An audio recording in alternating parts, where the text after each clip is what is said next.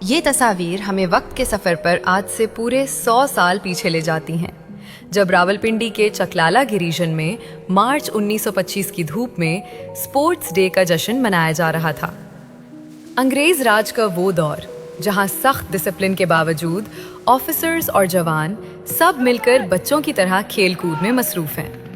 کبھی وہ باوقت آفیسرز جو گھوڑوں پر سوار ہوتے تھے آج گدھوں کی ریس لگا کر سب کو ہنسا رہے ہیں، تو کہیں رسہ کشی اور پلو فائٹ میں اپنی طاقت آزما رہے ہیں۔ ان پرانی بلیک اینڈ وائٹ تصاویر میں قید یہ مسکراتے چہرے، ٹوپیاں پہنے بچے اور مٹی کے کچے بیرکس ہمیں یاد دلاتے ہیں کہ عمارتیں اور لوگ تو بدل جاتے ہیں، مگر پٹھوہار کی اس دھرتی پر گزرے ہوئے وہ خوشگوار لمحات آج بھی تاریخ کے ان اوراق میں ہمیشہ کے لیے محفوظ ہو گئے ہیں۔